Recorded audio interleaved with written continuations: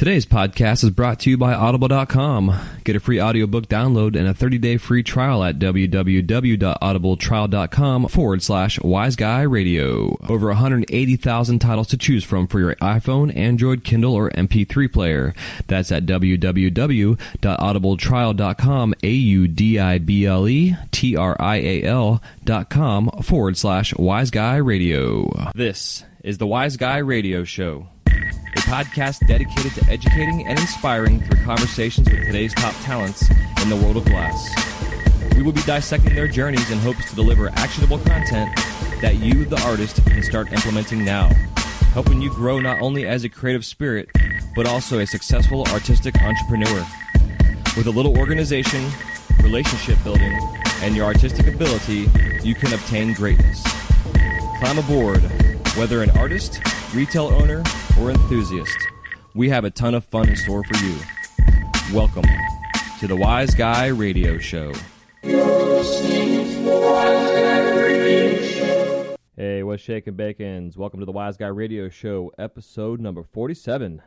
This is Jay Michael, your host, and I am here to entertain, inspire, and educate all you folks out there in the glass world, whether you're a functional glass artist, furnace worker, lamp worker, fuser, slumper, or even just an enthusiast, shop owner, anybody that has to do anything with glass. I am here to bring you up-to-date knowledge, information, artists, insights, stories, all that good stuff. And it's an honor to be here with you guys today. Thank you so much for tuning in. Today's guest I have on is Jupiter Nielsen, who is a Hawaiian-based glass artist, and he specializes in the plant life and horticulture in the area. Really, his biggest passion there really is the hard-to-find plants, and he'll go out and on these amazing journeys and adventures and take pictures and photographs and then go home and make his findings in glass. And it's a pretty cool, inspirational story. He gives us a lot of his insights and what he has been through and where he's been in terms of where his glasses started, and then also where he's looking at going, and including coming up here November 7th through the 9th, he'll be in Seattle, Washington at the Boreal School, where he'll be teaching a class on basic intro into using color for glass sculpture, color application, layering color, all that kind of fun stuff. So anybody out there in that area, definitely hit up the Boreal School. He's going to be assisted by Nathan Belmont. Nathan goes by @nbelm. That's @NBELM on Instagram. You can check out his work as well. You got two really great artist sculptures guys that are going to be there teaching this class. So I recommend anybody in the area of the Boreal School out there in Seattle, Washington, definitely check it out and take full advantage of this situation, because you will definitely get an insight into some pretty cool sculptural work. Also, coming up here on our next episode, I will be talking about shop etiquette, and also then we will be getting our book review for the 4-Hour Workweek by Tim Ferriss, which is all about lifestyle design, and continuing our talk and focus on the benefits of being a glass artist and how we can really design our life around being an artist. And so definitely inspired by my conversation with Jupiter. I've been enthralled by the idea of living in Hawaii my entire life, ever since I was a small child. And to talk to somebody who came out of Washington and then moved to Hawaii on a pretty cool kind of circumstance, I guess, if you want to call it. You'll hear in a story. Definitely want to get out there and go visit and work some glass with him as well. It'll be super cool. So I hope you guys enjoyed that episode, or this episode, and the conversation that we have. And also don't forget to go to wiseguyradio.com. That's WYZGUI radio.com, and sign up for our newsletter. And also subscribe to that, and then also subscribe to the show if you guys have not done that yet, whether it's on iTunes or Stitcher. Also want to thank our newest sponsor, Green Flash Glass, out of Tallahassee, Florida. They are a amazing couple, family, group of people that are creating an awesome product. And any of you smoke shops out there that are looking for a high-quality water pipe, whatever it is that you're looking for, definitely hit them up. They are at greenflashglass.com. They exclusively are a wholesale-only company. So if you're listening to this and you like their work and you want to have it in your store locally, definitely hit up your local smoke shop and have them contact Green Flash Glass to make sure they get their product in their shops. So again, they're a Florida-based company, and they are officially my very first sponsor on the show, and I can't thank them enough. So go check them out, greenflashglass.com. You can also check them out on Instagram at greenflashglass. And other than that, folks, I'm going to get on with this episode. Can't wait to share this with you guys. And Also, my dogs are in the house going completely apeshit right now, which makes for a great recording background noise. So before they get any louder, I'm going to let you all run. We will talk to you all soon. Much love. Enjoy the show. Any questions, please contact me at info@wiseguyradio.com. Y'all take care. Peace. What's happening, Jupiter? How you doing, brother? I'm doing pretty good. Aloha. Yeah, man. Aloha. Stoked that you are out in Hawaii, a place that I've always wanted to visit ever since I was a small child, and I will get out there one day. Oh, yeah. Yeah, it's a good spot. Yeah, dude, slightly envious. I'm just like 5 blocks from the water myself, but it's not Hawaii. So, yeah, everybody loves the water, but I'm a mountain person. Like, that's actually what I gravitate towards more, and it's got it all. That's what people kind of don't quite realize about Hawaii. It's got a little bit of everything here, so yeah, that's what I like about it. Yeah, isn't there like even snow at times in some of the higher elevations? Yeah. Mauna Kea means White Mountain. It's 14,000 feet up there, so they get every year. I think they actually even had like a couple months ago or something. Jesus. Not that long ago. Crazy. Yeah, not too much over here though. We're only 10,000 on Maui, so I'm on Maui. Okay, nice. Hell yeah, dude. Well, before we get off track here too quickly, let's get started on the right foot here. So if you want to give us a little bit brief background on yourself, your personal life and whatever, if you want to, and then also your glass life, where you got started, how you got started, and where you're at now. I'm from a little island in Washington State, originally San Juan Island, kind of north of Seattle, and grew up out there. And one of my friends had lived out here when he was a little kid, and he always wanted to come back to Hawaii after graduating. And he was a year older than me, so he left like ahead of time. And so I got to hear all the envious, going through the Washington winter, hearing about Hawaii for that last year of high school was hard. Yeah, I bet. So, kind of ended up in a weird situation and just ended up out here like really lucky. Like he ended up buying me a plane ticket and came out with no money. And he had started working at a little glass shop in Lahaina, Maui. In 95, I think he had started there. So I moved out in January 96 and almost immediately started working at that shop, just kind of painting gold on little dolphins and stuff like that. He was, first day in Maui, I watched him sit in the window and make a pterodactyl and angelfish and geckos and stuff out of glass, and it was pretty enthralling. Like right away, I'd really only seen a guy at like the county fair flame work when I was a kid, and that was about it. Even coming from Washington, being so close to Pilchuck, I'd never even heard of it. Growing up, I didn't really, sheltered from that, so I missed all that. So I had to come to Hawaii to fall into glass.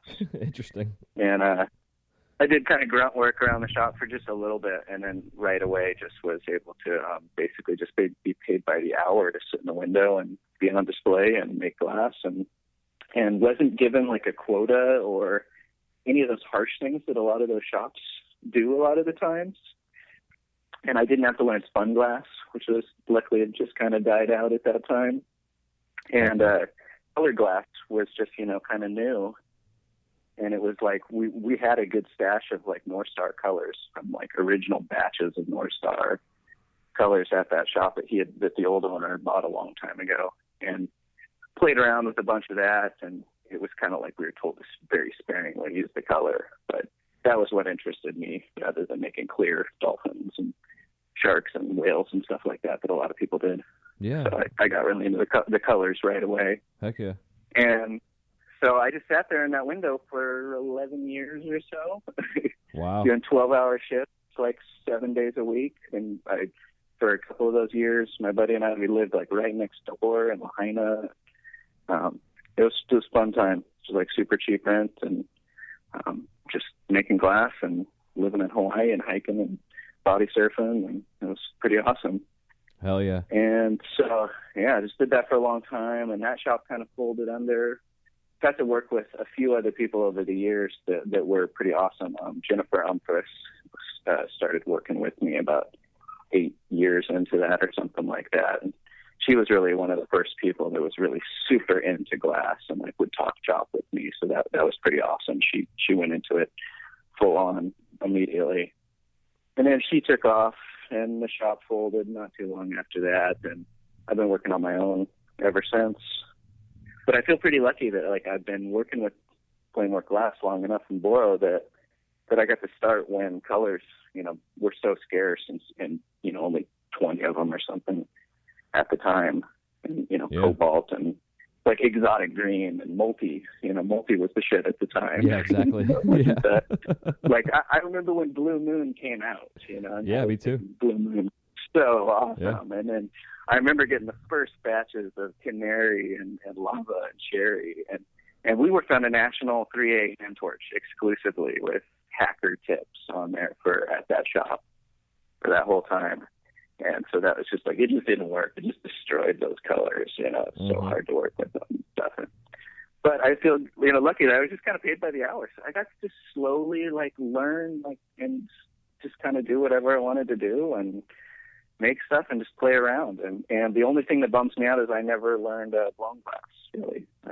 I've worked solid the whole time, which I enjoy, but I have missed out on that. And I'm trying to get into that now, and it's a little tricky to become a beginner again. Yeah, it's a different ball of wax. It's interesting. It was like when I first got into the hot shop and did furnace work for the first time after blowing Boro, doing that, it was like, holy shit, this is crazy. Oh, yeah. Yeah. Holy shit. I do sales at a hot shop 2 days a week. Okay. Where they also sell glass, and I do sales because I always did sales at that shop in Lahaina. That was part of working there. You did sales half the time and did torch the other half, pretty much. And so it's always been part of it for me, actually selling the glass to tourists, which, quite frankly, after 19 years is starting to wear me down, like really badly. But I do work at a hot shop, and yeah, they let me try it out a little bit, and yeah, it's a whole nother ball of wax. Yeah, but it's amazing the amount of the skill sets you can get for your hands, and like learning the tools and stuff. Like it's a whole different setup. But I've taken a lot of that knowledge and continued it into my torch work. It's amazing. Definitely. And just watching them, there's things that I've realized that make me think about things differently, or have been like, oh yeah, that's something I do and nobody taught me, but I see you doing, the same thing. I do a ton of marvering lately on my colors. I'm layering colors, and I do a lot of just like marvering those colors down to thin the layers into each other. And it's just like watching somebody take a gather, over their color and then have to, even that gather out, that layer over how they marver. And I was really never taught to do that way because, working in a shop, we were taught to be fast more than anything. But yeah, exactly. Yeah, I agree. So from that point... I never got it, unfortunately. That's funny. Yeah, I hear you, dude. So from that point on, then, just reading your bio and stuff, so your fascination of the plant life from when you grew up as a kid to now then going to Hawaii, that's like the mecca for frickin' botanical anything. I mean, it's just fucking amazing out there. Yeah. So that's kind of like where you're at now? Yeah, it's beautiful. I fell into, when I came out here, you see all the tropical flowers, the gingers and heliconias, like bird of paradise kind of things. Yeah. And just amazing, giant hibiscus and everything everywhere. And it's so, so beautiful and just kind of overwhelming. And they're so easy to grow. You just like rip out a chunk and throw it in the ground and it grows, and a banana, you do that and it's like this 4-foot leaf pops out every other day. It's pretty amazing to watch here.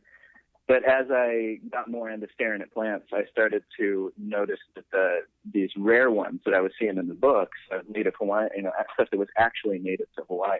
I realized all those gingers, all of that kind of stuff was not actually from Hawaii. Right, yeah. All the stuff that people take as being Hawaiian is not truly Hawaiian. And then when you talk to people, you get the idea that all the native stuff's dead and, give it up and, who cares? Like, it's all gone. And that was something we screwed up. But then you actually realize, no, it's actually most of that stuff in most of the world is still doing okay as long as we, are smart about it and actually care about it. And that starts with knowing that it exists. Yeah, exactly. And so I've done tons of like volunteer work and stuff to get out in the forest over the years and to get to cool places and all that kind of stuff. And people always ask me if I work in conservation, if I work out in the field and stuff. They think that that's what I do because I'm such a geek about plants. I'm telling them all the species and stuff. I know more than the workers a lot of the time. Right. And people actually work out there. And I, kind of ruin it a little bit, for me actually working out there every day. And so at some point I tried to realize, like, where is my part in this? What can I do to try to help? And it's like, well, I can be that person who hopefully, makes somebody realize that it exists, because so many people don't know, just like a most common native Hawaiian tree, and people on Maui don't know what it is. And it's, oh, wow. It's kind of, that's kind of crazy. I have no idea what that is. Huh. So trying to bring it to, and through my glass, and eventually I luckily, did it for long enough that I had the skills to pull off plants right around the time that I was getting more botanically inclined and stuff. And so that just kind of naturally was like, started doing that. Yeah, it's pretty cool, unfortunately, I haven't found any really success with that, sales-wise whatsoever.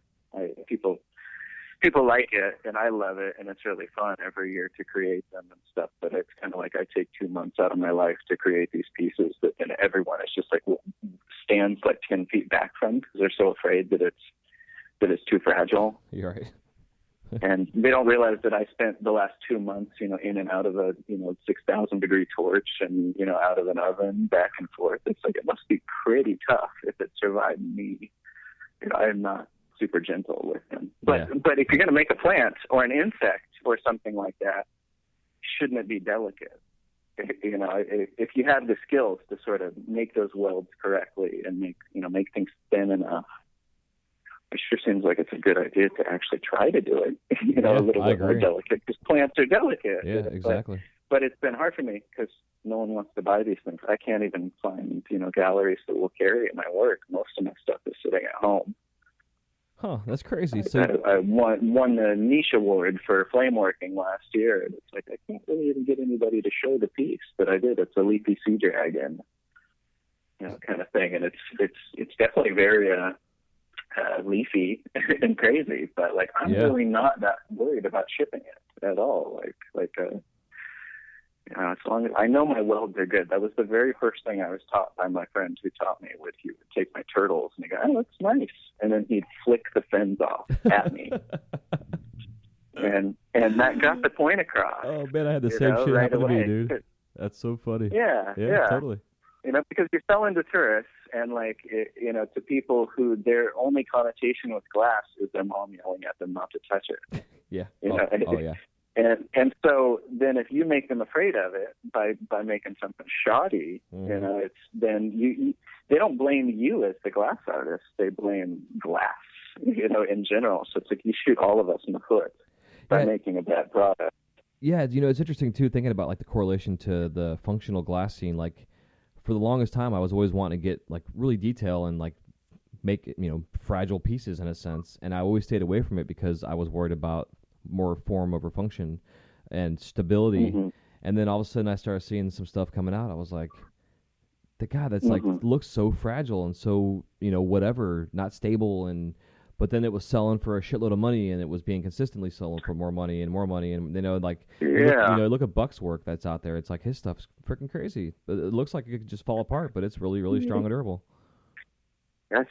He's still working with a certain size. It's once you get below like 2 mil, stuff gets a lot more fragile. Yeah, exactly. Yeah, for sure. Yeah, absolutely. And he's definitely staying above that level. He's right there. He's got so many components that it looks scary. But as long as the welds are good, glass is so strong. Mm-hmm. You can take 3 little make like a trident, out of kind of thing out of like 1-2 mil glass. And as long as your welds are perfect, try to bend that with your fingers and break it in between.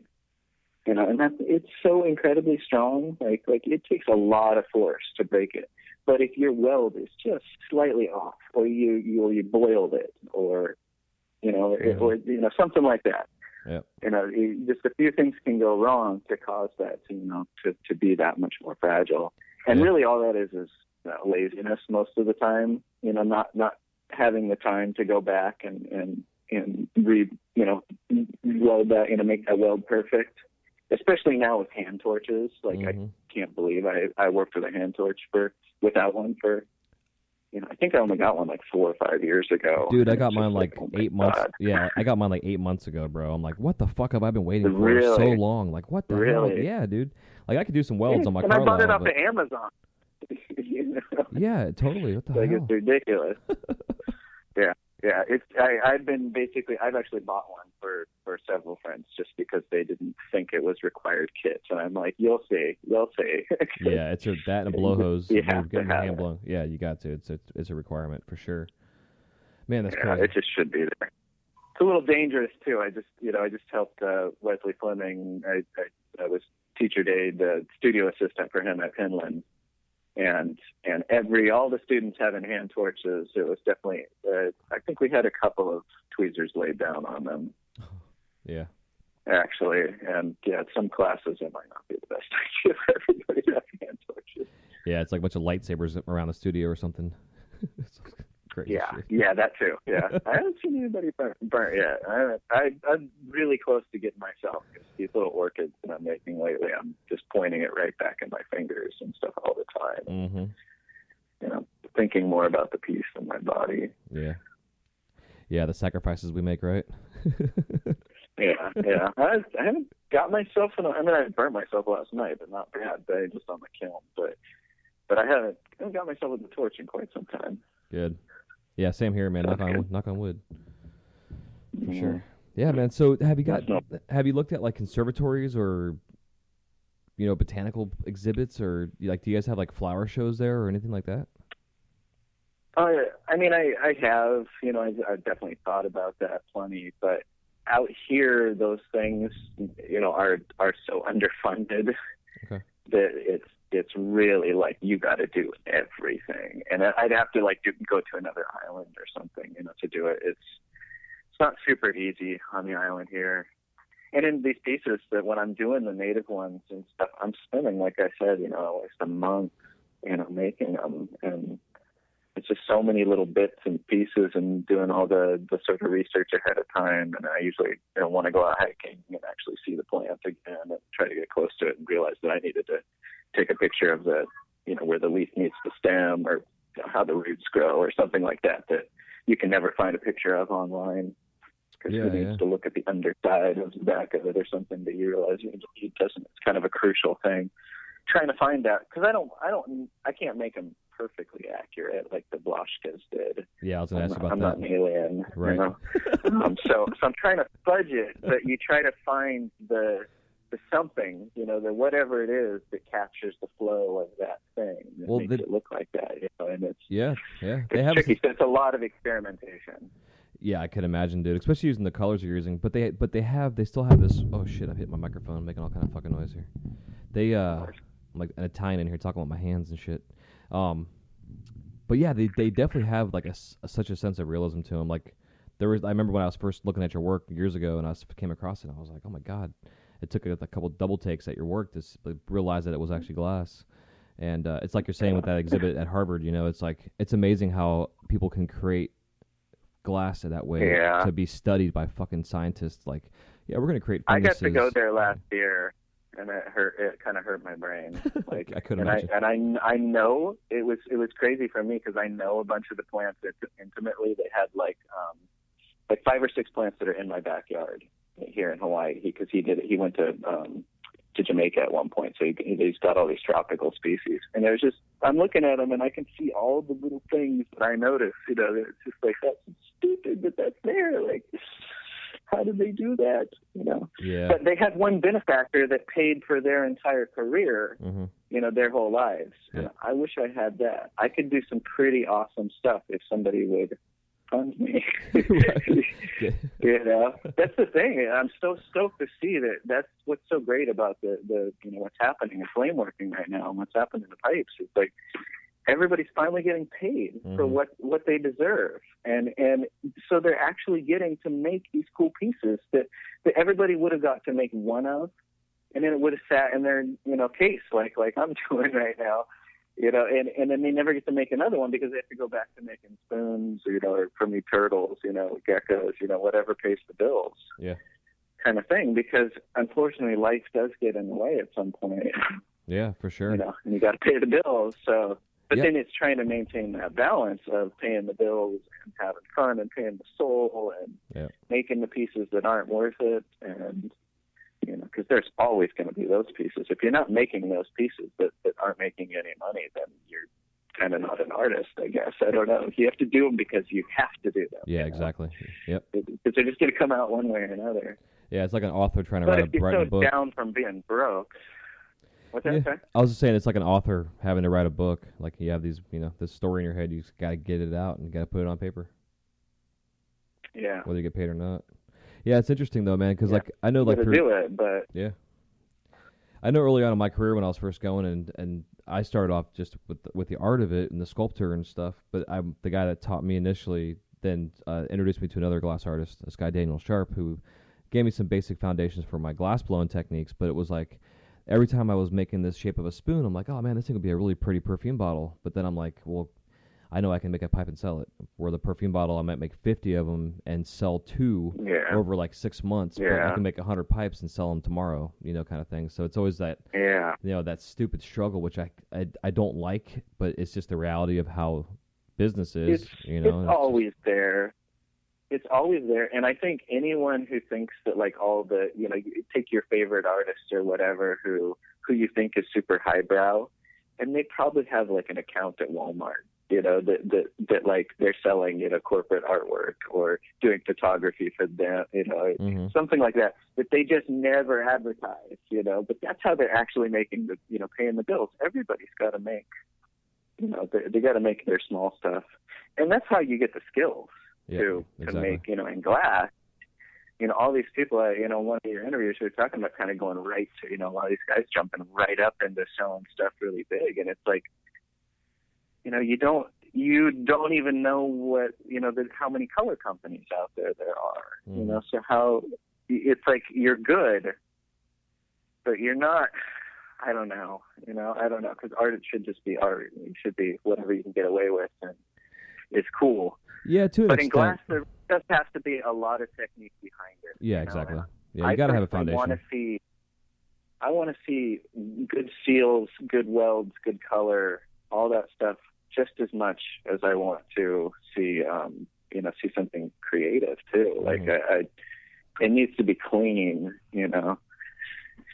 But I don't know. And then even, you know, you start to see like certain colors that people use, you know, that are kind of like easier to use and stuff like that. You see things different when you're an artist. You're like, oh, that's kind of a cheater color, you know, something that's a little bit. Yeah, I know what you mean. Yeah, I know what you mean for sure. You know, you look at things different, and when you see somebody using a hard color to use, you know, you give them way more props because you know how, you know, that's way more awkward to do than that one color. Yeah, exactly. You know, I don't know. Yeah, it's kind of funny too, man, because like I see a lot of work out there, and you see the pictures of them, and that's all you see, and it's like, holy shit, that thing's amazing. But then when you see it in person, it's like half the size of what you think it was, and then there's like a scratch here and there, or something weird that you didn't expect to see in a picture. You know, pretty rough. You know, like we have the Chihuly collection here in town. And, you know, I've seen a lot of his work in person, but, like, when we were installing this collection, I was, like, looking at stuff that had scuff marks on it. I'm like... Pretty sloppy. Yeah, I'm like, how in the hell is this a $9 million collection? It's like, we got all of his seconds and our offhand stuff, you know, but it's like... When we were at Corning, we were in we got sort of a behind-the-scenes tour in the conservatory where they were, like, repairing and restoring pieces, and there was a Chihuly somebody had just donated because when they were cleaning it, their thumb had just gone right through it because it was so paper thin. Oh, wow. And it was like, you know, it was like a, you know, probably, you know, triple, you know, $100,000 piece at least or something crazy. And it was just blowing so thin.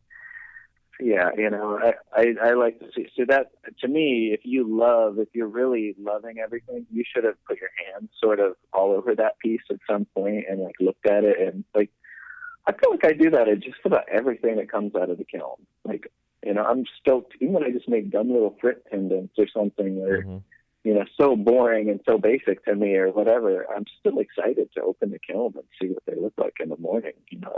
Yeah, I love that shit. Even after I remember watching a video of Chihuly breaking pieces and him just, like, breaking individual pieces, and it was just like, and you didn't care. It was like, oh, I like the curve on that one, you know. I'd be so bummed that that one broke. Like... You know, I can't believe, you know, that you would just like Like, I don't know. And I get the whole thing. It's a different way of thinking. That the whole thing is the whole thing and doesn't matter. And it's the beauty of looking at it from afar or something. It doesn't have to be, I don't know. Seems like if you're selling something for over $100,000, you shouldn't just put your thumb to it. Yeah, exactly. And that's, I think, that's what's or fun. Click off the fence. Yeah, exactly, dude. Yeah. And that's what I think is the beauty with the functional glass scene really is because not only are you buying the piece because of function, but you're buying it because then you sit there and you look at this thing up close and personal and really become intimate with the art of it and really know it inside and out. And if there's any flaws or anything weird in that, you're going to find them. But then at the same time, for some people, they love the flaws. They like the fact that it's got a flaw because it's now, it makes it original or one of a kind or, Well, nothing will ever be perfect. There's always going to be, and God, I'll pick out, a million wrong things with everything on my pieces. Come on. kind of thing. Yeah. But I don't know. It's interesting. So how was that class that you and Wesley did? What was that? That was at Penland, you said? Yeah, it was really fun. We basically did the same thing last year at Corning, too. Okay. That was my first time actually meeting Wesley. We'd been friends from the old school lamp workers discussion board from way back in the day.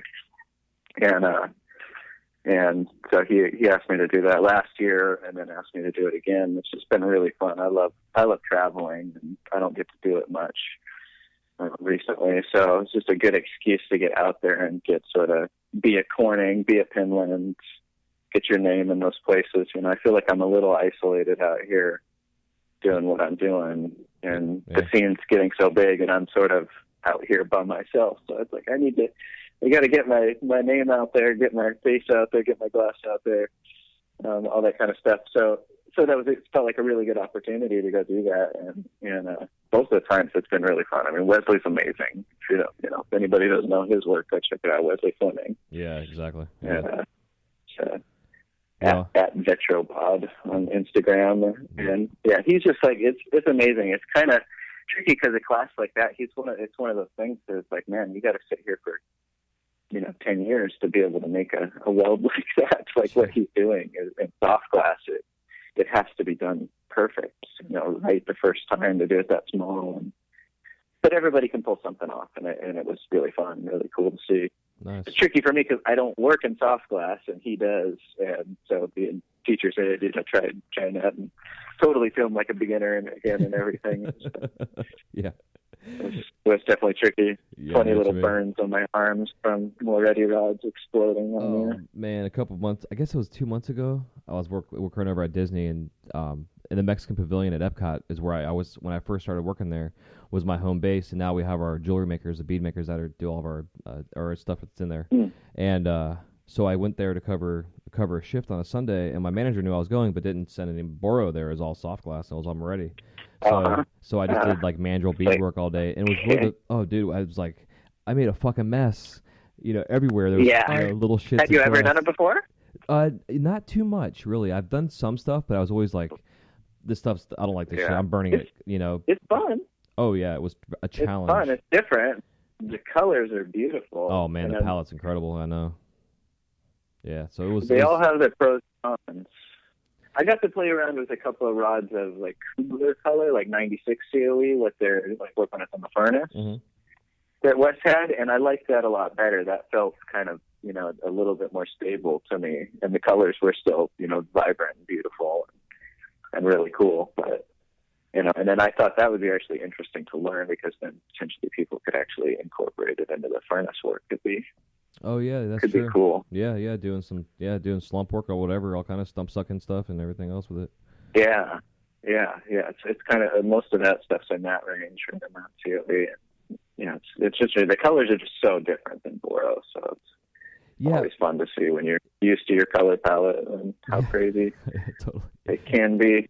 Yeah, it was weird, man. Like certain colors, transparent colors I was using that like I guess I burnt them out and they got like gray and more opaque than I was expecting them to come out, and trying to burn off that that burn that I did made it even worse, So I had like these awesome purples that were then gray and brown afterwards, It was It was a ton of fun, especially when you're in front of people watching you. I was just like, Oh, the whole day I was like, fuck this, I'm gonna have fun and just do it.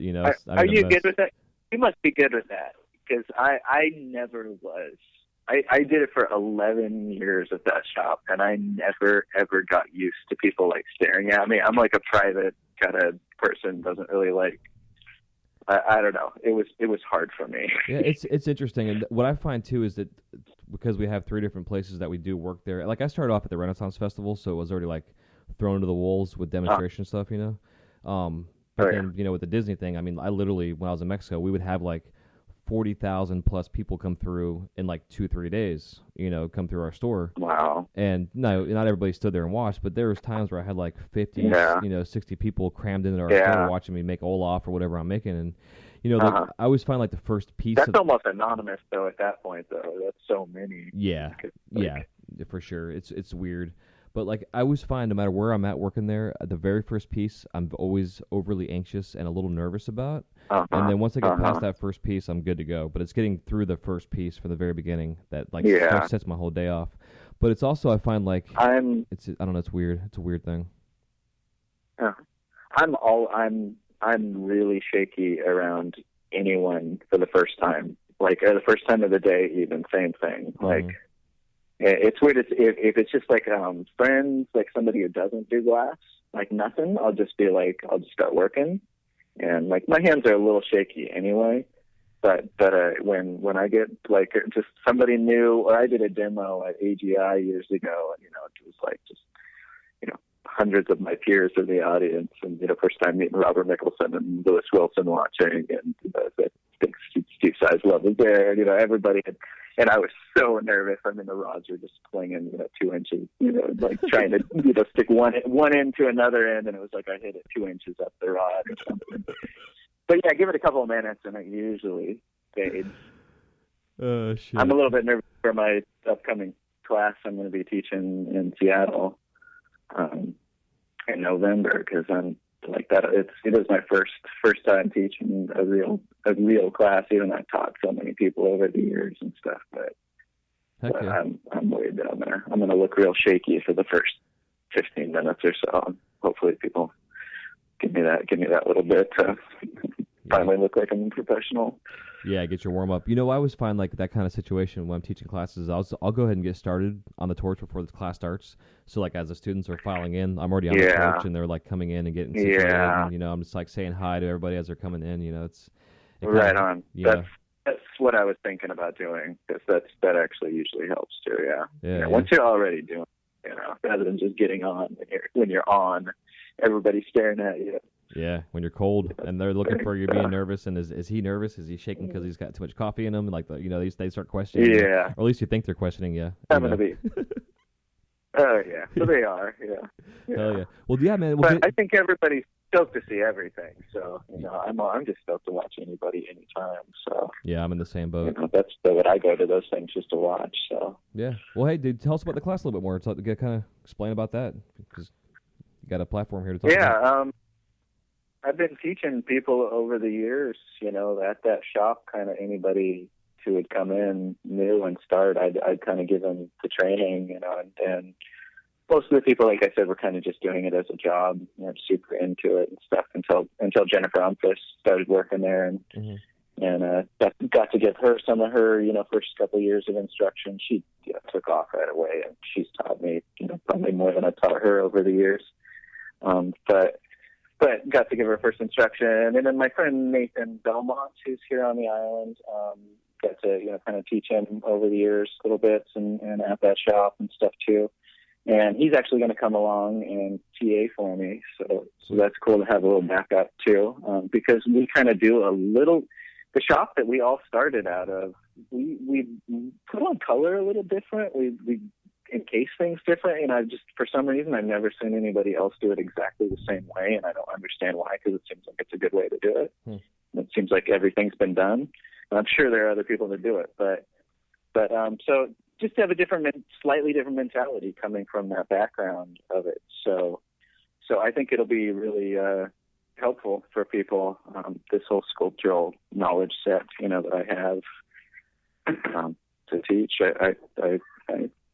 hopefully I can impart that on people. And, oh yeah, I'm sure you will. And yeah, I like to blab, if you can't tell. So hey, yeah, blabbing's good. End up talking. So what kind of? I like to when I like to get taught stuff. I like a deep description of something. I don't like just the answer of something. I'm a big fan of the Carl Sagan quote of to make an apple pie from scratch, you have to create the universe first. Yeah, exactly. There's always a few other things behind it. So, if you can explain to me that the glass, the yellow likes to boil, because cadmium, is cadmium in it. It likes to, sublime at 1700 degrees, and you're working it above that. And so if you can baby it a little bit, that actually makes more sense than just saying the yellow glass doesn't like to be overheated. Yeah, exactly. You know what I mean? Yeah. I like a little bit more description, and so I hopefully I can, other people like that as well, and it's not too long-winded. No, dude. And then when it comes down to it, like you got, there's so much science involved in this glass world. Besides the engineering and everything else involved in it, you got to know properties and why things do what they do. Why does Crayola colors or the crayon colors, whatever I fucking call them, why do the cadmiums boil like they do, or why do certain colors reduce? Why do certain colors overstrike or understrike? Why does silver work the way it does? Why does gold work? It's like you can give some. And it used to just be magic, Yeah, but totally. like now we actually can learn. People are finally sharing all that knowledge, so it's like let's all share it, as much as we can. Yeah, the alchemy is because so there's important. a lot of myths and outright lies and bullshit out there in the glass world, and and there is always a little bit of magic to everything we do. So that's why everybody says, oh, don't kiln. Just I've heard it for so many years. You can't put green in the kiln for more than like a day or something like that. And I've had my pieces in like hundreds of hours, and I use more green than most people because I make plants. Right. Yeah. But it's different than blown work. I had made this awesome Sherlock the other day. So stoked on it, and it totally cracked. Yeah. And it's because I used this like sparkly green mix that I made up, and I'm mixing my own colors together, and I think it would work fine in solid. But I think the sort of the way that hollow stuff, heating, reheating, the structure of that, the thinness, the getting up back to 1050, cooling off, all that creates different stress than it does on something that's solid. It's actually a different, there are fundamental differences to working solid to working hollow. Yeah, completely. Especially the fact that you're stretching the medium itself, like expanding the molecule structure and then going beyond a point that it was even manufactured at from the beginning of it. It's like, oh my God, what the fuck is this? And then reheating it and compressing that again and then blowing it out again. Yeah, exactly. It's like those like little molecule lines are stretched, and frayed and stretched and frayed, and I think there's a certain strain point that it's hard to come back from. Mm-hmm. If you've hit, just stress things out too far, there's no coming back from it. Yeah, exactly. It gets that weird memory. Yeah, so you never know.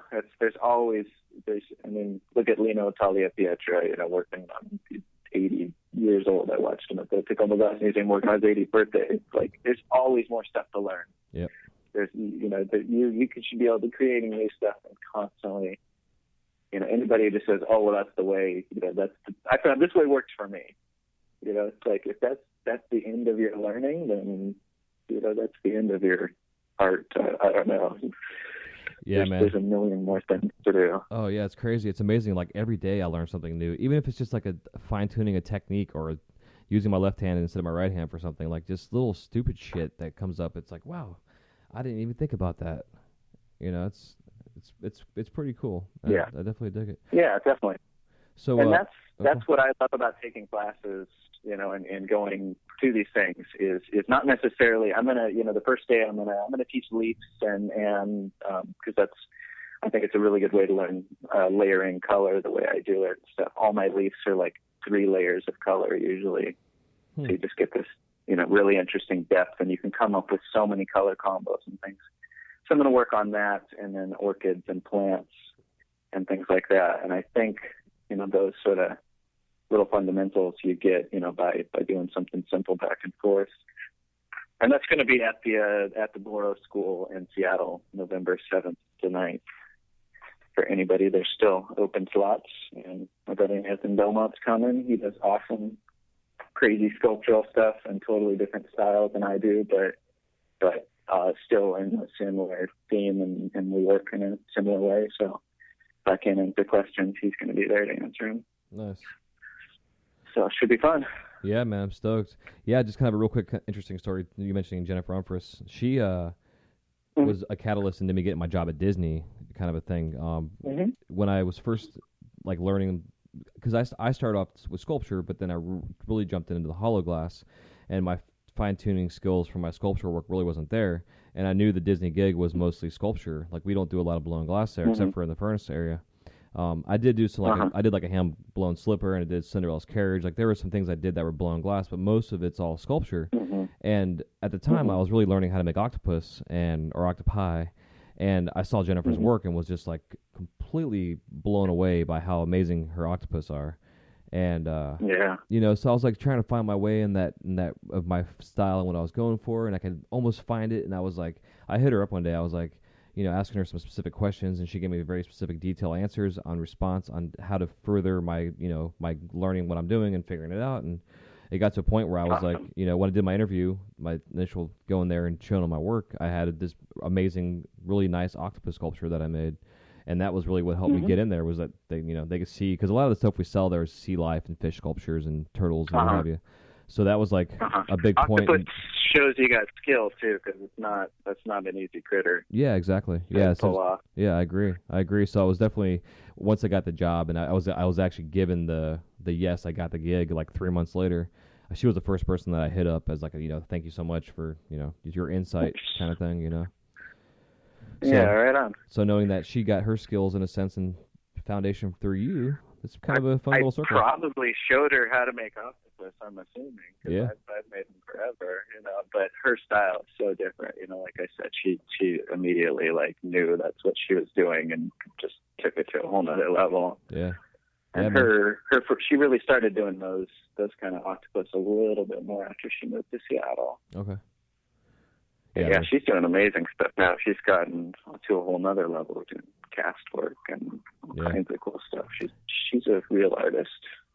Yeah, it's pretty neat. She's amazing.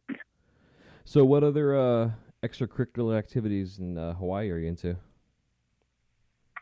Mainly just hiking, getting outdoors. I'm not as much of a beach person, but I do enjoy that a little bit. But definitely, I got a day off. I'm thinking about going up to the jungle, getting up on a ridge somewhere in the mud and in the scratchy ferns, and looking through my crazy zoom lens at a plant growing 1,000 foot up on a wall and trying to figure out what species it is. That's awesome. Yeah, that kind of crazy. Incredible. Yeah. It sounds incredible, dude. Hell, it's fucking awesome. You got to keep yourself entertained somehow. It is an island. It's got a 10,000 foot tall mountain and a 6,000 foot tall mountain. So there's a lot of room to explore, but it's still pretty small. So it's you get stuck doing the same trails with going to the same place all the time, and you can't leave the island easy. So you got to find a way to make it entertaining. And being into plants is like making every hike, everything's a treasure hunt. I got something I'm kind of looking for. Yeah. Having all these cool endemic plants makes it really interesting.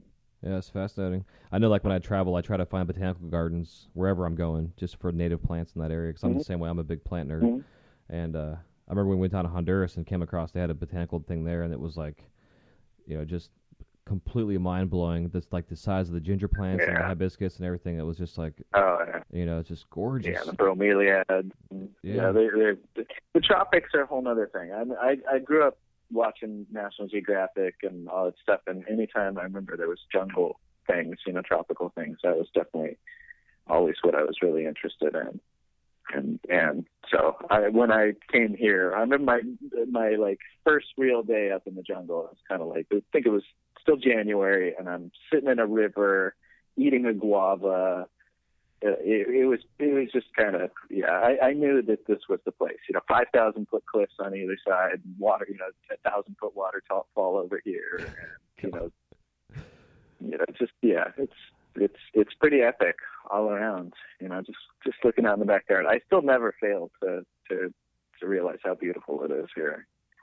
It is bumming me out though. It is.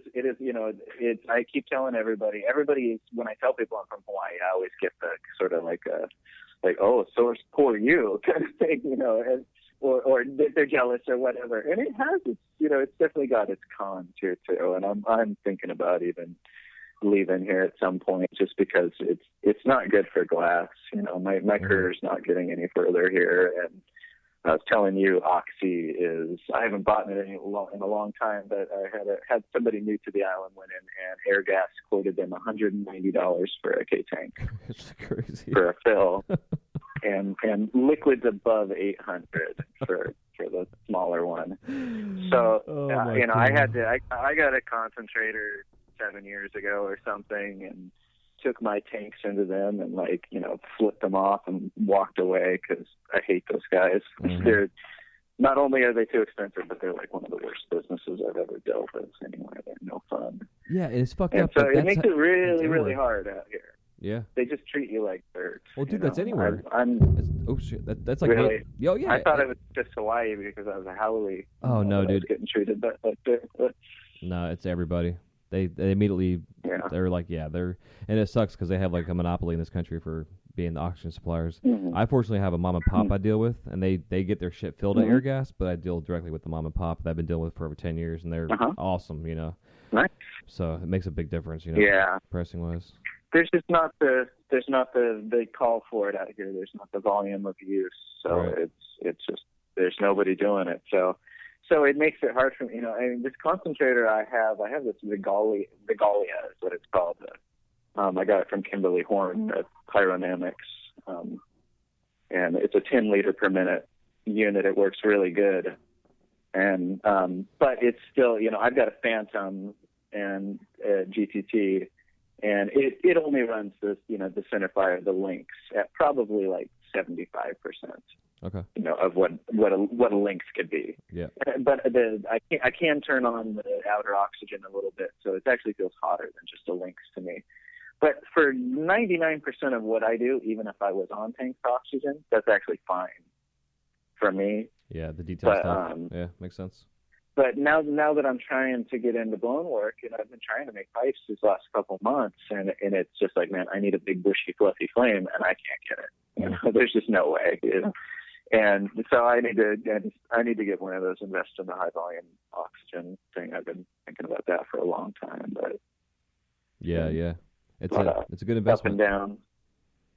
Yeah, definitely. I'll get it soon enough. Hell yeah. There's no other option out here, so. Yeah, but man. I don't mind. I like what I do. I like making small little plants and stuff, and it's different. And I'm really hoping that a lot of these people that seem to be only interested in functional stuff, they realize that, you got your daily driver piece that you hit and you're all stoked on, and then you can set it down and you can stare at my piece that isn't necessarily functional but is really cool. You could have it sitting on the shelf there and enjoy it, and what's so cool about what the pipe movement is doing is people finally know what Flameworks glass is. Yeah, exactly. Because I deal with tourists all day long, and like nobody knows what glass is, and then they really don't like Flameworks glass. I mean, they like it, but they don't see the worth in it. It's not big and heavy, and it looks delicate, and it has just a lot of things going against it for the average person to sort of to not make it feel like a good value proposition to them. And they just don't understand how long it took you to, do this and get good at it and all these things. It just don't have any connotation with. But the pipe scene is just training people, to understand. If I see somebody under 30, under 20 come into my shop and they got a beard and tattoos, like I know that somebody's going to be stoked on what I'm doing. Mm-hmm. Yeah, but exactly. like almost everybody else is like a total crapshoot. What kind of attitude I'm going to get from them about it? Some people are affronted by the price. Oh my God, is this $60? Yeah. It's like, yes. Spent 20 years getting to the point where I can make that. Yeah, exactly. Just have another zero next to it, honestly. Yeah, I'm starting to feel like that's what I have to do. Like that's the only thing that's holding me back. It's just that I'm not like owning the fact that my pieces should have 2 extra zeros on them. Mm-hmm. Something, and then maybe people will care that they're precious. I don't Well, know. yeah, dude, that's the whole thing. It's like that perception. Like I remember when I was doing the whole True Holy thing, and I was really studying because I did all of our education programs and did like the docent training and tours and stuff, and doing like a lot of studying on like his marketing and his life, and like it took him 13 years to sell his first really big piece. But yeah. He had to go to the museums he was selling to, or the galleries that the shit was consigned at, or whatever, and went in there and added zeros to everything and sold every fucking thing that was in there to sell. Yeah. Just by adding a zero, because it meant that this thing is more valuable, whether it is or not. All of a sudden, it's worth it. Yeah. Yeah, exactly. It's so weird. Yeah, and it is. It is worth it. You know. Yep. It's like it is and it isn't. You know, it's not worth anything, so it's worth whatever it is. Yeah, you know? exactly. It's somebody doing something that they love and doing it cool and making it good, and I don't know. Yeah. You know, and art. Andy Warhol said art is what you can get away with, and I always, think that works pretty well. Yeah, it does, absolutely. It's that whole concept too. Like if you're, because we are a trade also as being a flame worker, in a sense. So you think about like a plumber or a welder or an electrician who's been doing it for 20 years. They're making like $200 an hour. So we should be doing the same thing if you've got that much time and experience into what you're doing. I would hope, yeah, and still yet I second guess myself and feel like I'm in art, class in high school, and like, really, you want to buy my thing I made? Yeah, it is. And I should not have that attitude because I've been doing it for long enough. But I don't know. I still care about it enough that I feel like that. It's like it still feels personal and precious and small, and it's hard to turn it into a corporate thing, Or, yeah, it is definitely. I don't know. Yeah, it's an interesting parody. It's the whole like, I want to be confident and know my value of my work, but then I want to be not so confident because I'm not sure if I am confident. It's like the whole imposter syndrome thing. It's kind of a weird. I don't know. It's a predicament that I sometimes don't like and don't want to deal with it, and so I just, I don't. Which is why I have distributors sometimes. That I deal with. Makes it easier. Yeah, I'm starting to realize I think I need somebody else to speak for me, sometimes because, to the right people. I can talk about myself to the end client, but not to the shops. And, I don't know. I don't have really any relationships with any shops right now because nobody has ever really done well with me or worked with me all that great. And then it's just hard to do anything on the mainland. There's only so many things to do out here, so many galleries, places to actually work with on the island. Yeah, and then it's really hard to deal with anybody else. Yeah, I can see that. Yeah, absolutely. Well, yeah, just so you know, man, we are at the 52-minute mark. Right on. Hey, actually, my mom was just asking me if I can answer a question for her. Yeah. Let me, since we're at a pause point here, hold on. Yeah. Sorry. I got to give a shout out to my mom. Like, I wouldn't be able to make anything that I make if it wasn't for her. Like, I'm a single dad right now, and if she wasn't my backup, like, it would be really, really tricky. So, hell yeah. But it's tough maintaining those things all the time, trying to figure out, make everybody happy, and trying to work and do this and take a break and stuff. Yeah, man, work-life balance is really hard when you're self-employed. It's such a tricky thing. Like, I hear it all the time on these podcasts I listen to. These guys that are multimillionaires, they're still like, I would rather sometimes just be home with my family. It's an interesting predicament too. The same thing. It's like it's a constant battle of wanting to be in the studio, being creative, or enjoying the family time. Yeah, well, it's part of being an artist too. It's having a home business. I think is the same. It's that you could always be working. Yep. And so I'm kind of constantly fighting guilt at all times, because if I'm not working, then I could be working, and if I'm working, then I could be hanging out with my daughter, and if I'm asking my mom to babysit, then I'm putting her out, and it's like, but she wants to do it, but I feel this constant struggle between maintaining all of that. So you never quite feel comfortable. You're always kind of stuck in the middle, and I'm never ahead, and there's always 20 ideas that are left behind, and and then just want to make it work good for a month or something like yeah. I'm very much that way. I have a really hard time, I couldn't ever make 50 of something, even and maintaining a schedule. It's like it's kind of either working or it's not. Yeah. It's hard to make something if you don't want to make it. Yeah, no, I agree. I've gotten custom orders before where I was like, man, I should not have taken that order because I do not want to make that, or I got it and then I go to make it and I'm like, oh, I'm not feeling it, type of thing. Yeah. Custom orders are real. I've gotten really good at saying no over the years because it's not easy to make everybody happy in those situations. I have to be really sure that person understands that the glass never does what I think it's going to do. Yeah, exactly. So it doesn't do what you think I'm going to do with it. Yep, it's got to go along for the ride. And it's something that I can sell, afterwards, that I'm confident that I can sell no matter what, so that way everybody's happy. Because, you don't want to buy something that you don't like either. So, yeah, I don't know. It's tricky.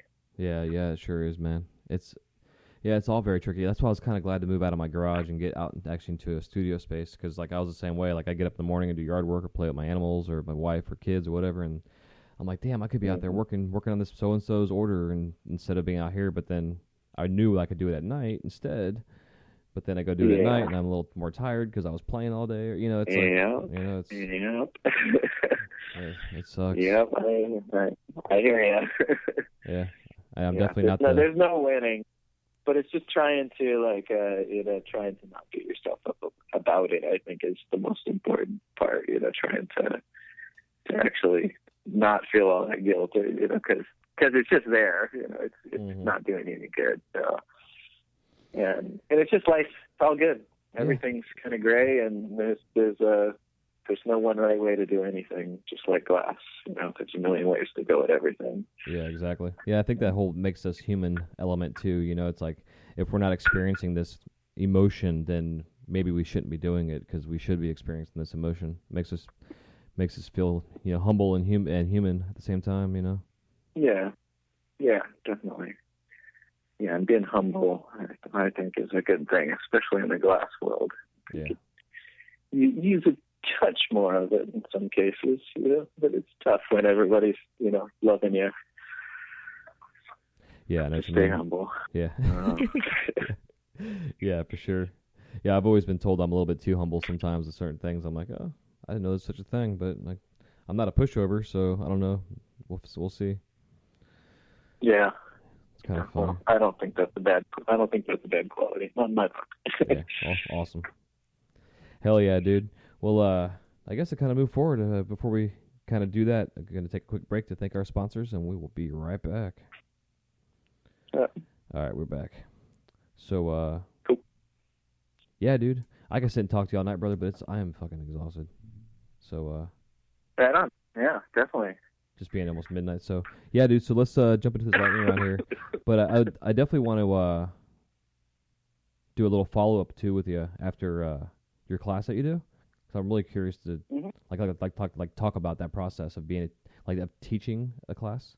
Because I know a lot of people out there are interested in getting out and doing demos and teaching and whatever. So I think it'd be kind of fun to discuss the process of how you went about setting it up, or if they contact go through the whole story of how that came to be, how you came to be asked to be a teacher at this specific thing. If you're up for it, I think it'd be kind of cool. Yeah, sure. I mean, I talked about it a little bit kind of in that, it's really Wes asking me to do it. It was like I kind of did that thinking that I'm going to go learn how to take it. That's why I'm taking a class on how to teach a class. Right. Kind of thing. Because he's done it before. I'd like to go see how he did it. Yeah. That kind of thing. Yeah. But yeah, definitely. I mean, like I said, it is going to be my first real class. So yeah, that's why I think I'd like to do it. Yeah, because even if it's a horror story, let's fucking talk about it. I hope not. So far, there's only 3 people signed up for it, but I think most of the time this time of year, especially, I'd imagine it's like going to be last minute. So. Yeah. Hell yeah, dude. And I don't, quite frankly, and I can have up to 12 people. 12 people might be a little bit overwhelming. So. Yeah, that sounds crazy. I could do like 6. That's like my max. My classes was 6. Yeah. That was all I could handle. Really? Yeah. Yeah, we had 8 at Penland. Well, you have an assistant though, which helps. That's I was always on my own. Yeah, and Nathan will be there helping me. So. Yeah, makes a big difference. Really nice. All right, man. Well, right on. Yeah, let's get into our favorite part of the show. It's the lightning round, and I'm still working on another name for this cliche lightning round term. So I don't know. I'm just gonna light the torch or start the killing up or begin the annealing process or something. I don't know. We'll figure it out down the road. But for now, we're gonna call it the lightning round. So, and in the lightning round, it consists of half dozen or so questions, and I just need a 30 to 60 second answer, and you can expound upon them if you'd like, as we always do. And just kind of have fun with it, man. And the first question is, if there is any living glass artist that you have not worked with, who is it and why? Oh, man. I've heard you say this question so many times, and now that I'm put on the spot. There's so many people right now, it's just kind of overwhelming to, see, every day. I feel like I find somebody new that I'm like, oh, they must be new. And it's like they've got 100,000 followers on Instagram or something. And I just can't believe it. So, I don't know. I'm always looking for people who I feel like, styles mesh together kind of thing. Mm-hmm. So, I'd love to work with some, of the lady glass blowers. I was just looking at Delene Peralta's work. I'd love to look at her, or Lace Face, or, I feel like, my stuff tends to be a little bit more feminine. So I don't know. Cool. They'd be fun. Yeah, I agree. Absolutely. Mm-hmm. Hell yeah. So what are your top 5 favorite colors in glass? I'm staring at all my glass colors right now. That's asking who's your favorite child. God, I don't know. Overall, the ones that I end up ordering, more often than not are probably Cobalt 6, or I used to use Turbo, but Cobalt 6, just super dense cobalt blue is so nice. And Jet Black I use a ton of. And Jackpot is probably one of my favorite colors right now. Just because I kind of mix my own custom sparkly rods with it. And I don't use it on its own all that much. I mix other colors together with it. Nice. Because it's just such a nice, dense sparkle. Let's see, that's 3. Gosh, I don't know. I love a chartreuse crayon, actually, is another favorite for leaves. That's always a nice color. And then I'm really enjoying the Illuminati just as an overlay color for me, even not using it for its UV qualities. It's a popping yellow-green that I can put over the top of yellow and protect the cadmium from boiling, and it doesn't, dilute the color kind of thing. So I'm having fun with that right now. But I use everything, everybody's colors. The only colors I don't tend to use are amber purples and striking colors. I don't really have much use for things that I don't know what I'm gonna get. If I keep reheating them. Yeah, you're very kind of antithetical to my style. Yeah, it makes sense. Absolutely. So I love them. I just don't find myself using them all that much. But I love them all. Every company, everybody's. Beautiful. So if you could describe the sound of glass cracking in one word, what is it? It's whatever the sound being kicked in the nuts sounds like. Because it really is that kind of just horrible side ache, like wind knocked out of you kind of thing that's painful at the same time. I don't know. Hey, that works for me, dude. So what's the worst injury you've had in the glass studio? Stuck my hand in the torch twice over the years, and those are probably the worst, but really not too bad. Just kind of quick little flip my hand over real fast into it. But probably the most fun one was when I can't remember exactly what I was doing, but just had a rod that had a crack in it, pushing two things together or something, making a Maria kind of thing or something, I can't remember. And the rod broke off, and I just shoved it right into my thumb. And I'm really bad with blood. Like, my whole family has a bad history of blood. I think I like turned the torch off, walked out into the gallery. Nathan, my buddy, was working, and I like sat down in a chair next to him, threw up in the garbage can, and passed out in front of him. And it really wasn't that bad of a cut, It was some jagged glass and stuff. It wasn't super nice looking, but oh shit. Yeah. So that was a fun one. But nothing too bad. Oh man, Really. Fuck. That's awesome. Oh shit. So are you a TV or a radio guy in the studio? I do it all.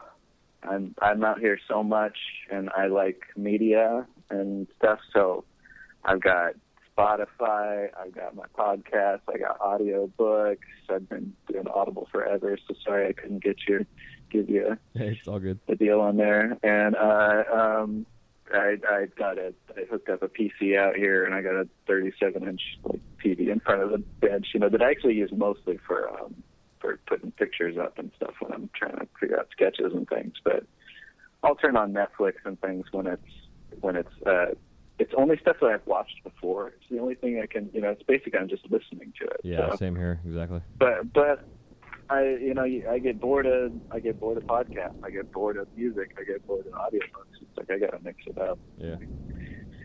But I do have a hard time just sitting in silence. That's the one thing I can't do. Yeah, man, me too. Like I do. Well, sometimes if something stops playing, I'm in the middle. My hands are full. I can't do anything about it. But yeah, I'm the same way. Like I'm all about putting on documentary series, like Ancient Aliens or some shit, and listen to 2 years worth of that stuff on or whatever. It's fun. Yeah. Oh man, I got HBO now when it came out, and I did all the Vice episodes and a week or something, just all this documentary knowledge of all the horrible stuff going on in the world, and it was like, oh my god, what do I do with this knowledge? It's kind of you absorb a lot when you're sitting here. It's kind of dangerous. Yeah, you got to be careful binge watching documentaries. I know. I tell my kids the same thing. They're both young. I'm like, you guys gotta stop watching some of this shit because it is complete horse shit what you're watching, and you're gonna believe half the things you see. Yeah. Yeah, there is a lot of crap out there in the world. I'm a skeptical leaning person. Yeah, it's entertaining, but horseshit. Yeah. Try not to buy into too much stuff or jump on it too many bandwagons. Yeah, exactly. So our last and final question for you is: if you were stranded on an island, it could be any island, deserted, resort, whatever, Hawaii, obviously, and got your glass studio, and all you have is a kiln, your oxygen, propane, and a torch. What 5 tools would you bring? My mashers. I squish glass a lot. I've got these weird custom-made mashers you can snap up. Sweet. Yeah, I need those. Yeah. I better bring my glasses. You're always saying that. So I better bring my glasses. And I use these little teeny tweezers. I've posted them on Instagram a couple times. They're $3.50. I think they're for picking up stamps. Is what they're specifically for. They sell them at Mountain Glass. These little teeny tweezers with little flat ends. And I have 10 of them sitting out on my bench. They're all kind of different shapes at the ends when you buy them, and I use those things for everything. So a pack of 10 of those. Oh yeah. And I'm sure I could find something to squish glass on. I better bring some glass. I don't know, my whole color collection. Can I do that? Yeah, that's fun. Yeah. Yeah, all my current glass. Awesome. Hell yeah, dude. Well, it's been a pleasure, brother, as always. And if I wasn't so tired, being again, those that don't realize, him and I are 6 hours apart, time zone wise. So it's midnight here and 6 o'clock there. So yeah, it's all good though. Well worth staying up and getting this in here. But yeah, man. Yeah, anytime. I love talking glass, so I don't know.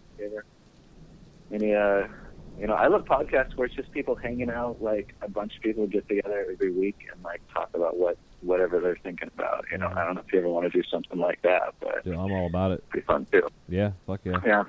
Yeah, I'm actually, just kind of a side note, too, I'm going to be starting some mastermind groups here pretty soon, and I'd love to have you on board, dude. Like, I've got 3 guys already lined up, and I'm looking for one more person, so I can, I'll be in touch about that, because it'd be fun to have you on and a part of that, and basically it's going to be, 5 guys talking about glass and business and life and how to better ourselves, Cool.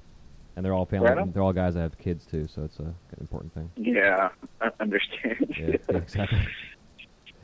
Hell yeah, dude. So deal. before we let you go, if you want to give us any parting piece of advice to the newbies and the OGs out there, and then also where we can find you in cyberspace. Just keep making more work, enjoy it, and have fun, and be a geek.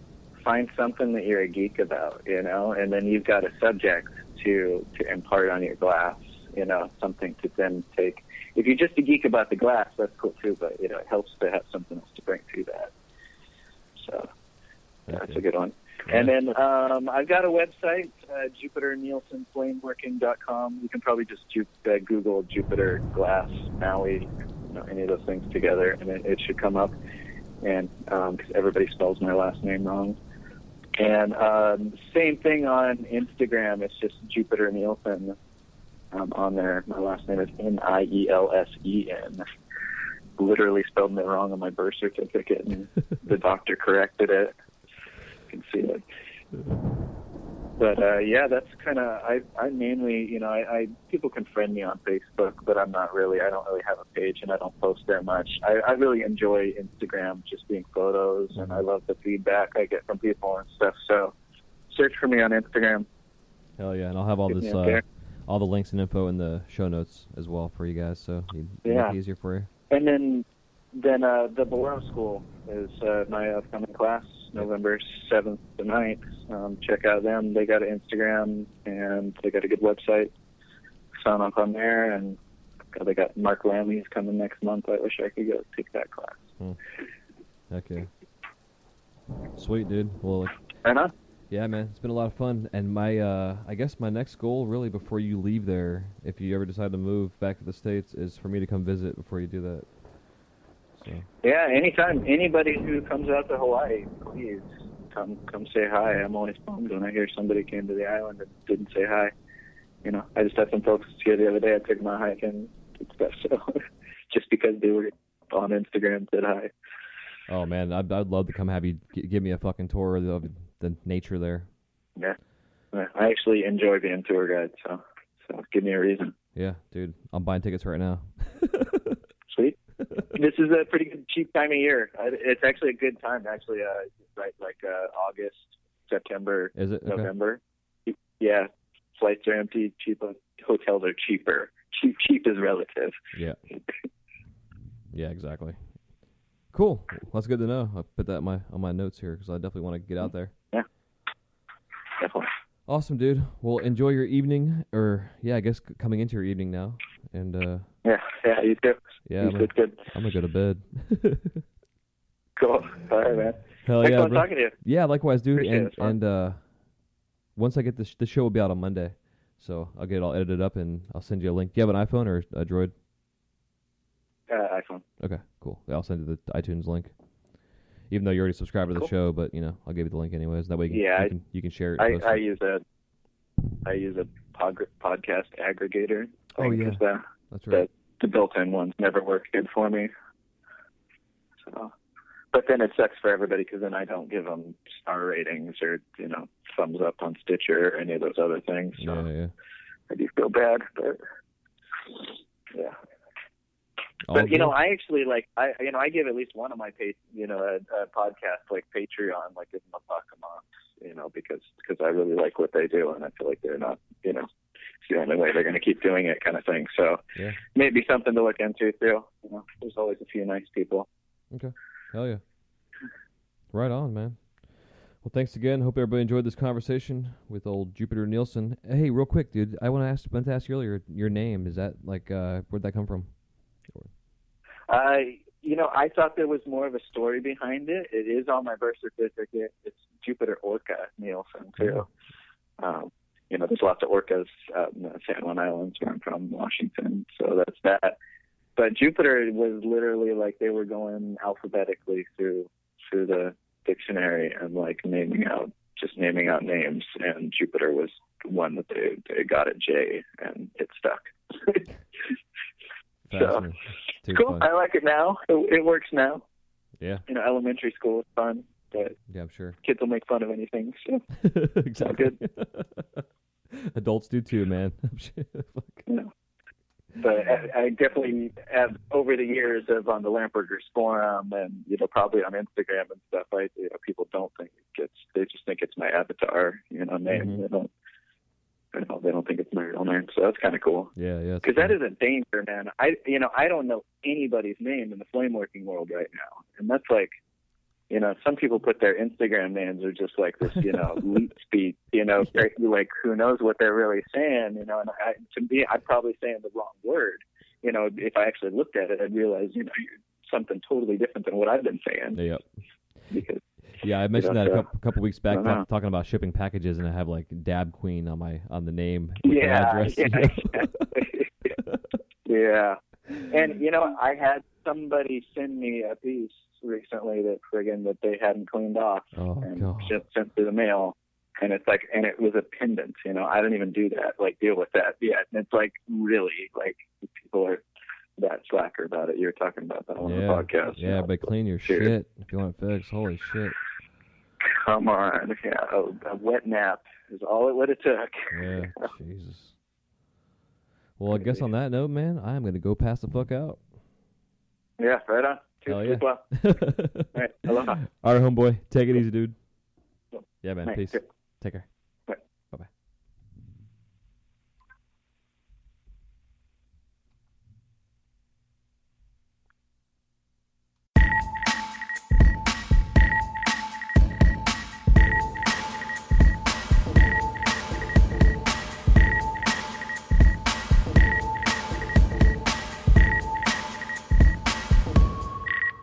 Thank you guys so much for listening to this episode of the Wise Guy Radio Show.